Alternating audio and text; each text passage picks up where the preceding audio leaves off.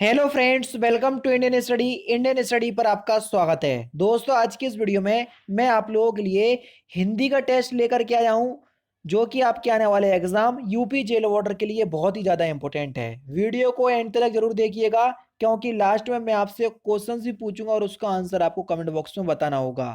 दोस्तों, अभी भी आपके पास यूपी जेल ऑर्डर की तैयारी करने के लिए लगभग 50 दिन का टाइम है, और 50 दिन में आप तैयारी कर सकते हैं वो स्टूडेंट जो मतलब कॉम्पिटिटिव के क्षेत्र में कहीं ना कहीं से संबंधित रखते हैं। हाँ, जीरो लेवल वाला तो नहीं कर पाएगा, जो बात है वो साफ बोलूंगा।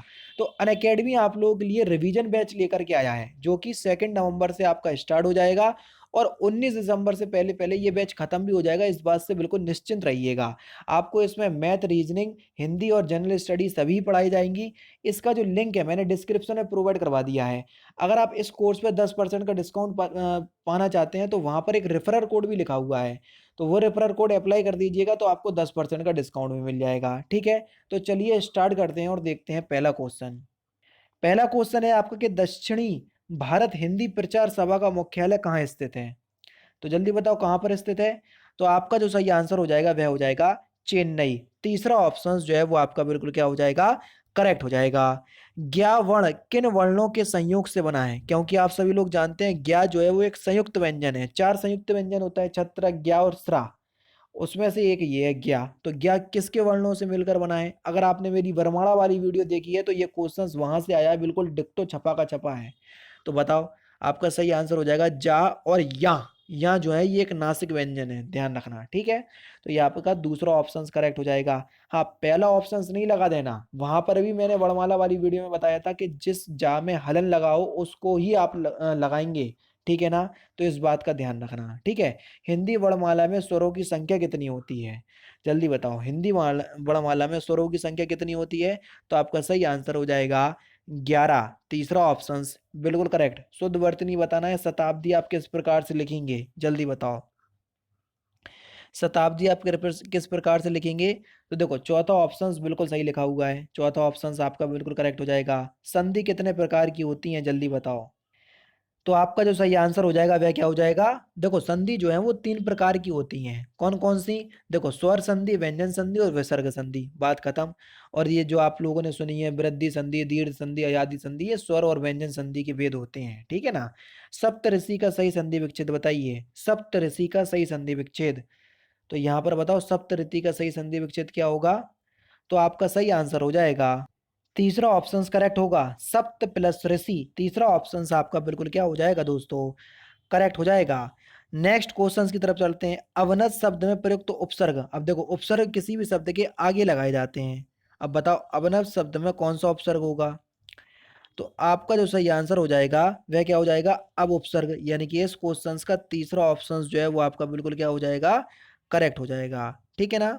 नेक्स्ट क्वेश्चन की तरफ बढ़ रहे हैं कि संकर शब्द का अर्थ क्या है, जल्दी बताओ। संकर शब्द का अर्थ क्या है, इंपोर्टेंट क्वेश्चन है। संकर शब्द का अर्थ क्या होता है। तो देखो, संकर शब्द की अगर आपको परिभाषा पता है तो आप बता सकते हैं। दो भाषाओं के शब्दों से मिलकर जो शब्द बनता है उनको संकर शब्द कहते हैं।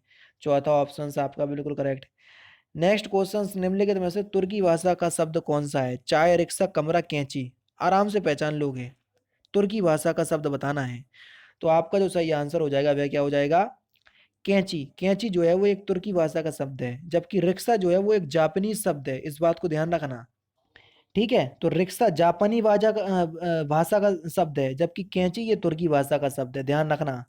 जिस समास के दोनों पद अप्रधान होते हैं वहां कौन सा समास होता है, जल्दी बताओ। जिस समास के दोनों पद अप्रधान होते हैं तो वहां पर आपका बहुब्रीहि समास होता है। अब देखो, जैसे लंबोदर, लंबा है उधर जिसका। ठीक है, लंबा है उधर जिसका, ये समास विग्रह हुआ। और अर्थ क्या निकला, गणेश जी। यानी कि जो दोनों पद आपके आए थे, लंब और उदर, दोनों अप्रधान हुए, क्योंकि इनसे तो कोई मतलब ही नहीं निकला। इसका अर्थ जो निकला वो निकला आपका तीसरा, यानी कि गणेश जी। तो यहाँ पर बहुब्रीहि समास, इसलिए यहाँ चौथा ऑप्शन आपका बिल्कुल करेक्ट हो जाएगा। नेक्स्ट क्वेश्चन, प्रिय विशेषण के साथ प्रयुक्त होने वाली संज्ञा नहीं है, जल्दी बताओ।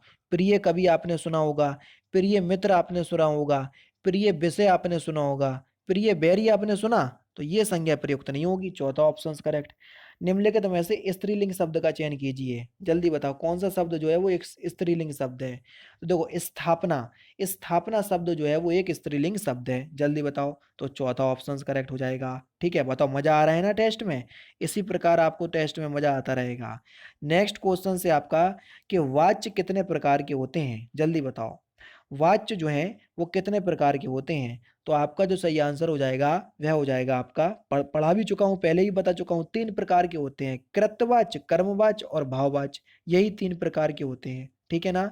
नेक्स्ट क्वेश्चन से आपका कि किस भाषा में क्रिया वर्तमान काल में है। जल्दी बताओ किस भाषा में क्रिया जो है वो वर्तमान काल में है।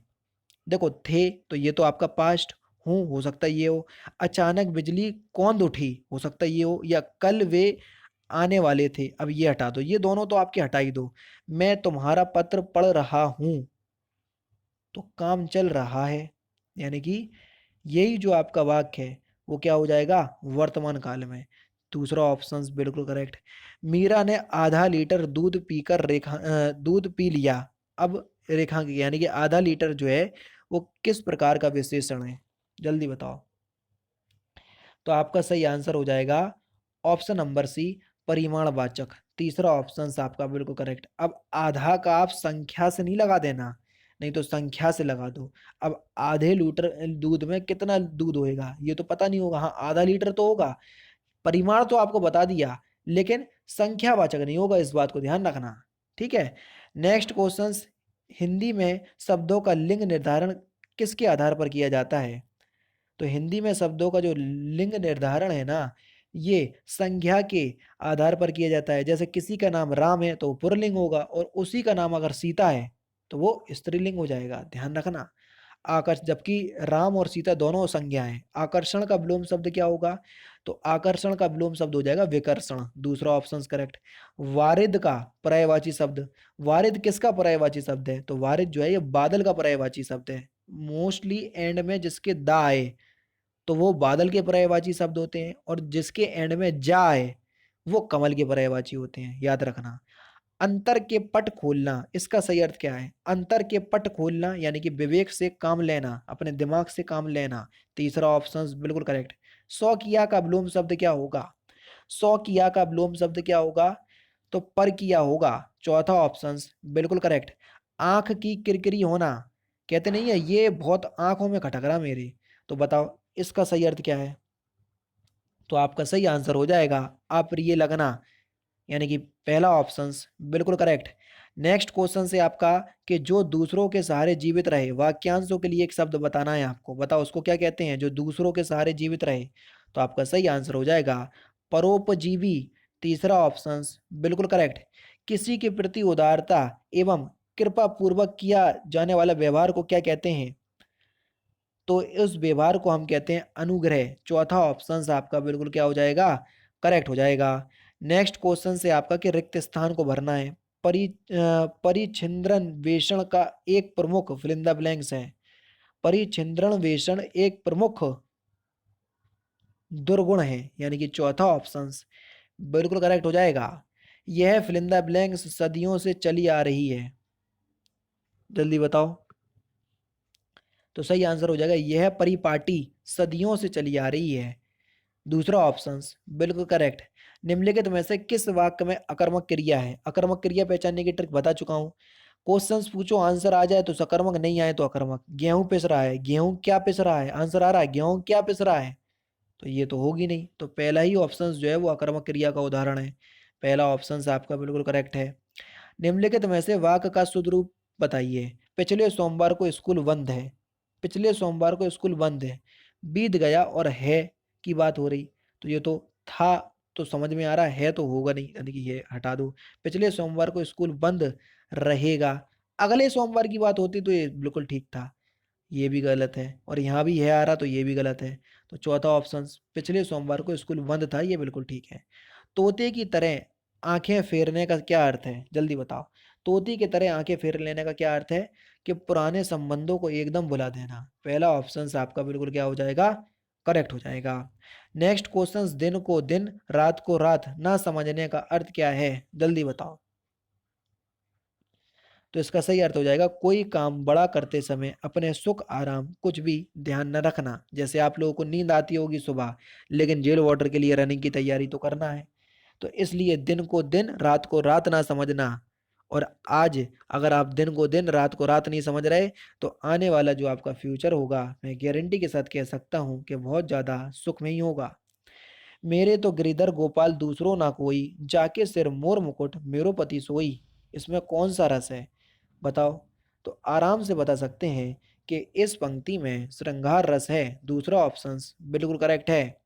नेक्स्ट क्वेश्चंस, दोहे और रोले को क्रम से मिलाने पर कौन सा छंद बनता है? इंपॉर्टेंट क्वेश्चंस, छंदों से ऐसे ही क्वेश्चंस आएंगे, देखना तुम जब आप पेपर दे को आओगे तो आप खुद कहोगे कि हाँ सर जो आपने बोला था बिल वैसे ही क्वेश्चंस आए। तो दोहे और रोले को मिला लो तो कुंडलीय छंद बन जाएगा। दूसरा ऑप्शन बिल्कुल करेक्ट हो जाएगा। भारत के समभारत, भारत के समभारत में कौन सा अलंकार है? जल्दी बताओ। तो आपका सही आंसर हो जाएगा ऑप्शन नंबर बी, अन्वय अलंकार, यानी कि इस क्वेश्चंस का दूसरा ऑप्शन बिल्कुल करेक्ट है। और ये बहुत ज्यादा प्रसिद्ध उदाहरण है अनन्वय अलंकार का। अनन्वय अलंकार क्या होता है? जब उपमेय की समता में कोई उपमान नहीं आता और कहा जाता है कि उसके समान वही है, तो वहां पर अनन्वय अलंकार होता है। जैसे भारत के सम भारत, तो यहाँ अनन्वय अलंकार होगा। और ये बहुत ज्यादा प्रख्यात क्या है, उदाहरण है। कई बार आपसे पूछा गया है एग्जाम में, तो याद कर लेना, बिल्कुल यही पूछा जाता है और अलग से कुछ नहीं पूछा जाता। ठीक है। नेक्स्ट क्वेश्चन से आपका के आंचलिक रचनाएं किससे संबंधित होती हैं? आंचलिक रचनाएं किससे संबंधित होती हैं? तो आंचलिक रचनाएं क्षेत्र विशेष से संबंधित होती हैं। तीसरा ऑप्शन आपका बिल्कुल करेक्ट हो जाएगा। और लास्ट क्वेश्चन, हिंदी दिवस किस दिन मनाया जाता है? इस क्वेश्चन का आंसर अगर नींद में भी गलत दोगे ना तो पिटाई लग जाएगी। तो इसलिए इस क्वेश्चन का आंसर कमेंट बॉक्स में बताना। ठीक है। और वीडियो अच्छी लगे तो 500 लाइक तक जरूर पहुंचाना। और इस वीडियो की पीडीएफ डिस्क्रिप्शन में टेलीग्राम चैनल का लिंक दिया हुआ है, वहां से आप प्राप्त कर सकते हैं। तो दोस्तों फिलहाल की वीडियो में सिर्फ इतना ही। अगर आपको वीडियो पसंद आए तो प्लीज़ दोस्तों वीडियो को लाइक कीजिए, शेयर कीजिए और साथ ही साथ हमारे चैनल को सब्सक्राइब करना ना भूलें, क्योंकि मैं रोजाना इसी तरह की वीडियोज़ आप लोगों के लिए लाता रहता हूँ। नमस्कार दोस्तों, जय हिंद, जय भारत।